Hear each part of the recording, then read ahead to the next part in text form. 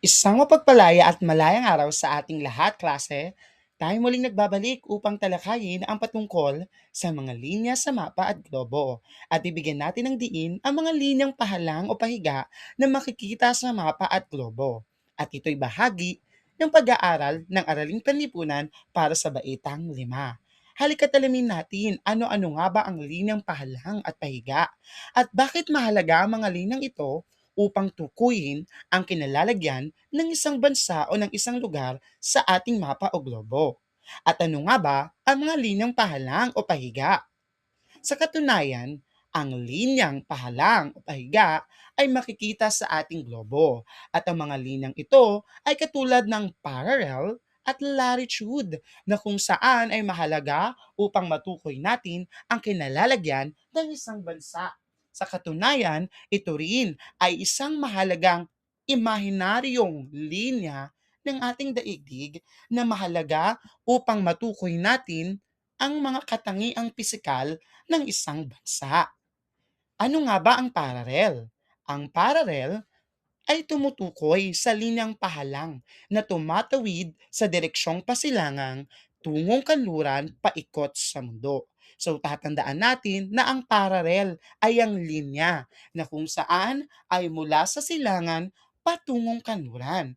Ngunit kung ang nais mo'y sukatin ang distansya nito, ito ay tinatawag na latitude.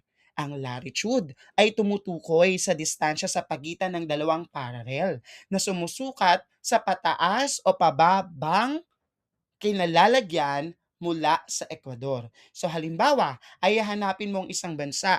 Sa pamamagitan ng latitude upang matukoy mo ang distansyang ito, ay titingnan mo ang dalawang parallel na kung saan ay sumusukat sa pataas o pababa mula sa Ecuador.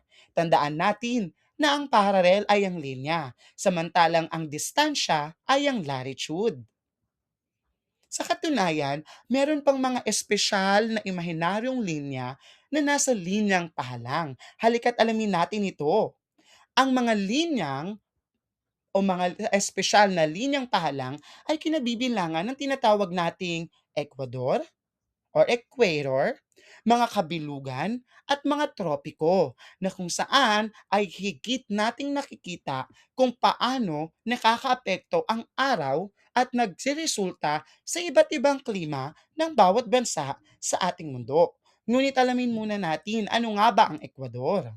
Ang Ecuador or equator ay tumutukoy sa isang likhang isip na humahati sa globo sa direksyong pahalang, parallel, na nagsisimula sa 0 degree at nabubuo ang dalawang hating globo o tinatawag sa English bilang hemisphere. Nariyan ang Northern Hemisphere o tinatawag bilang hilagang hating globo at nariyan din ang tinatawag na Southern Hemisphere o Timog Hating Globo.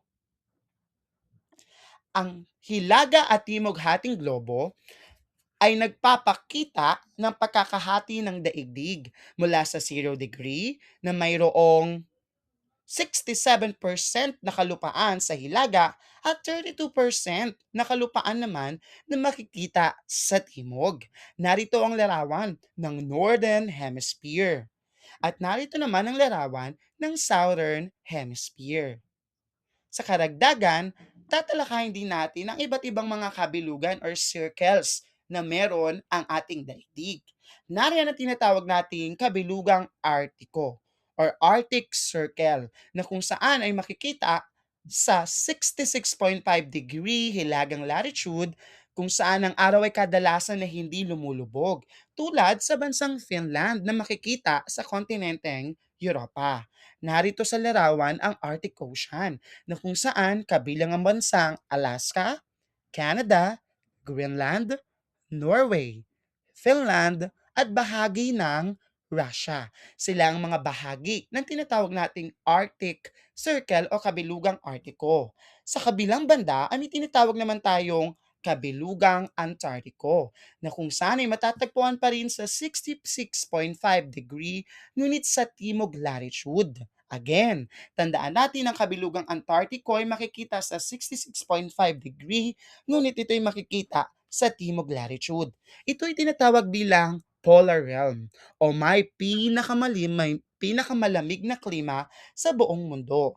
Ang bahaging ito ay ginagamit para sa siyentipikong layunin.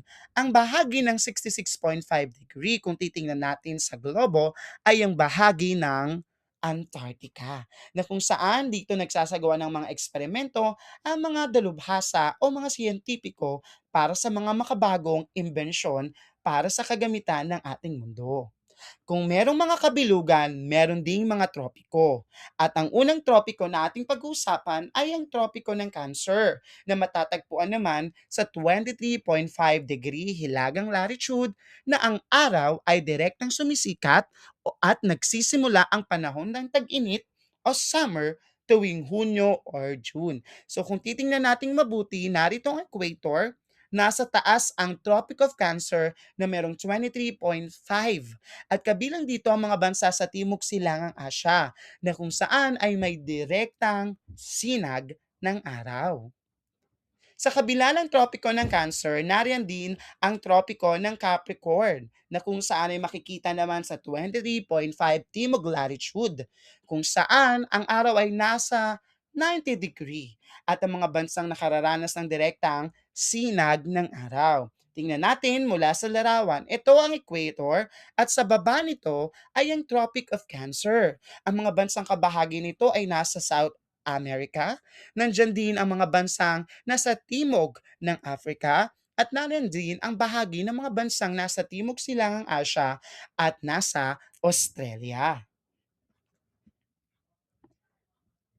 At dito nagtatapos ang ating talakayan. Naway naunawaan ninyo ang mga linyang pahalang na kung saan ay mahalaga upang tukuyin ang kinalalagyan ng isang lugar o ng isang bansa. Mahalaga ito sapagkat natututunan natin ang mga linyang pahiga na kung saan ay magagamit natin sa pagtukoy ng mga lugar o bansa sa isang globo. Hanggang sa muli, narito ang ating sanggunian na maaari ninyong gamitin upang higit na mapalawak ang inyong kaalaman. Paalam!